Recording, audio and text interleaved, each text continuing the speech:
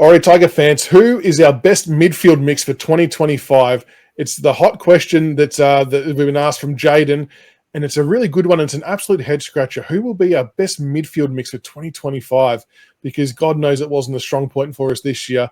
Grok's in the house to help answer that question. So I'm going to throw to you first because this is almost in doozy territory as to who makes up our best midfield because there's so many pieces to the puzzle. And I feel like we've been on record a few times saying during this year in particular that we just lacked balance in there. We were just too one-dimensional. But what are your thoughts on the midfield mix? Who would you go with? And yeah, keen to see if we've got the same players or not. Yeah, it's funny because I think our best midfield is going to be different round one to the end of the year. I was thinking that as well, and maybe that's how we break it down. We'll do like a round one version, then what we think it might look like come end of year. Yeah, I think round one it'll out the five mids for me will be Taranto, Hopper, Prestia, Smiley, Ross. I think that'll be the five. And then come the end of the year, I think it's going to be Hopper, Taranto, McAuliffe, Smiley, and Lawler. Yeah, okay. I don't disagree with those names. My only issue is I truly don't believe that we can play Taranto, Hopper, and Prestia as a starting midfield group in isolation. It's too slow. And we did it a number of times last year, and maybe Jack Graham was kind of thrown in there a couple of times as well. And we just got found out. As soon as the ball went to an opposition midfielder, they were gone. And that part of it scares me greatly because it puts our defence under immense pressure.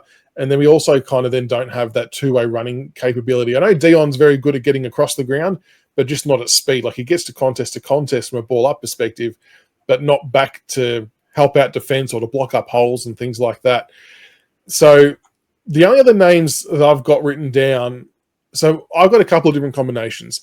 So I would look at, Taranto I think is unquestionably going to be a starting midfielder no matter which way we look at it. So Taranto's a lock. Then I've got either Hopper or Prestia.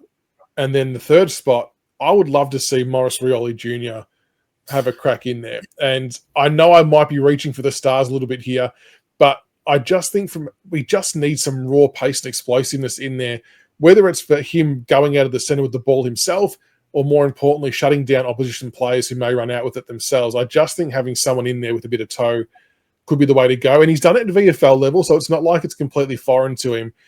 He just hasn't had maybe the same kind of exposure at AFL level. But would you roll Maurice Jr. through there? Yeah, absolutely. He did it at VFL level towards the back end of this year, and he looked really, really good. And he did a lot of work with Kane Lambert before Lambert left with his running and getting his fitness base up. And he's come back this preseason in the best nick he's looked since he's joined the club each preseason. And he's looking really, really fit and strong. So there's every chance that he rolls through there. The other one that could potentially happen now that Baker's gone is Seth Campbell moving into a more midfield type role as well. Yeah, I think that's not a bad shout. Seth Campbell. The other one who it just kind of occurred to me, and it may happen just as part of a rotation, but Ryan Mansell could go through there as well. He's aggressive, he's quick, he hunts really, really well. I'm not saying he's a full-time mid because I think he does do really good work for us at half forward and locking the ball in. But just as part of a rotation to mix up the blend of what it looks like, just to avoid being so flat-footed, maybe someone like a Ryan Mansell could have a crack as well. Yeah, I could see Taranto and MJ rotating. That'll be, I think, the forward midfield rotation. And yeah, I could see Mansell pushing through there up onto a wing and then pushing into the square as needed. And the other one, I flagged this earlier on, is Jaden Short. Probably won't happen. This is just me probably thinking a bit more outside the box to try and reinvent him, to bring some more enjoyment back into his game. And because I think our backline is probably one of the stronger parts of our team in terms of stability and players on offer to play in those certain roles, that I think we could use his weapons in other ways to maybe get the ball deeper inside 50 or bigger clearing kicks. He's probably obviously a bit more quicker than Prestia and Hopper, adds a bit more speed. But look, that's probably less likely. I personally would like to see him have a crack at it again. I know he has tried it under Dimmer previously, but it just might be another way to reinvent him because he does need to reinvigorate his career a little bit. Yeah, absolutely. I think with Shorty, he's either. I don't see him going through the midfield only for the simple fact, given his age now, and his, shall we say, his aversion to physical contests. I'm not calling him soft, but we know he doesn't like the physical stuff.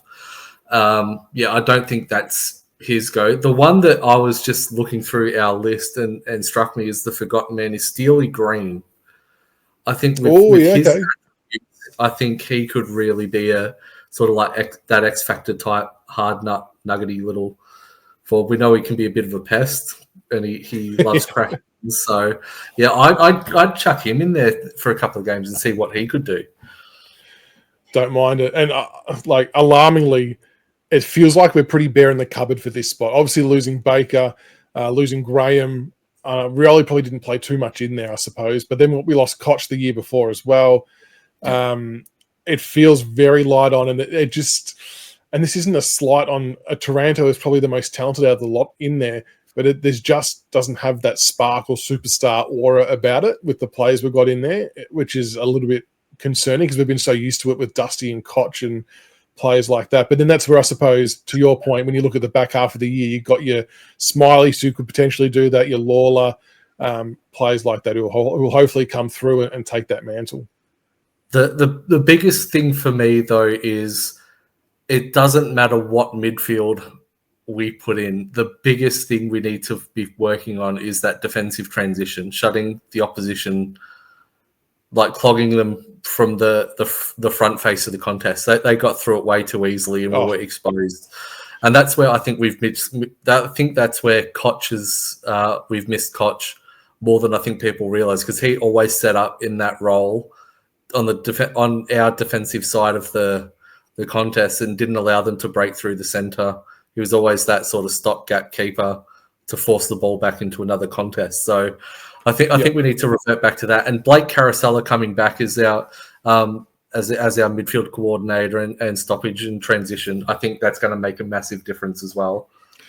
I think so too. It's no coincidence that we kind of lost our way in that area upon his departure. It just kind of went to shit. And yeah, like you said, it's just, teams are going to get inside 50s. It's just part of the game. But you want to see him have to kick it up high and not have like low bullet passes to forwards on the league. Like give our defenders half a chance to go third man up and kill a contest, which is what Koch was very good at doing that we've missed for a couple of years now. And that's why I've been big raps for our back line, because they have done a super job given the easy bullets coming in. And that has to be, we talk about what would be a successful year for 2025. Seeing a change like that would be a huge success to limit the ease of which opposition can get the ball inside 50 from stoppages. Absolutely. Not limiting the amount of inside 50s per se, but limiting the quality of the inside 50s that the opposition get. That should be number one priority. Yeah, no, exactly right. So very good question that come through. Keen to see your comments below. Who do you all think is the best midfield makeup? Have we got it right largely, or who would you want to see in there? Does Morris get a go? Are there any other left field players we haven't considered yet? I'm sure there's plenty of answers and plenty of things that we'll try, but I suppose the one thing that will probably be almost certain, Grok, is our midfield from round one should and will look vastly different to the midfield, hopefully in round 23. It's exciting to see where it's going. It's just getting to that stage. Yeah, absolutely. It's going to be a fascinating watch. I think that's the biggest question mark in terms of our overall best 22 is the midfield. What does that look like? I think the other ends are set besides maybe one or two positions. But the midfield, who knows what that's going to look like. Spots are up for grabs, so it's good to see them all, trying their best, and it's going to make a very good VFL season to watch as well. But let's see what the midfield mix looks like. Just get the balance right, Tiger Heads. Just get the balance right. Don't be so flat-footed and give ourselves half a chance. But great question, and keen to see what you all think in the comments below.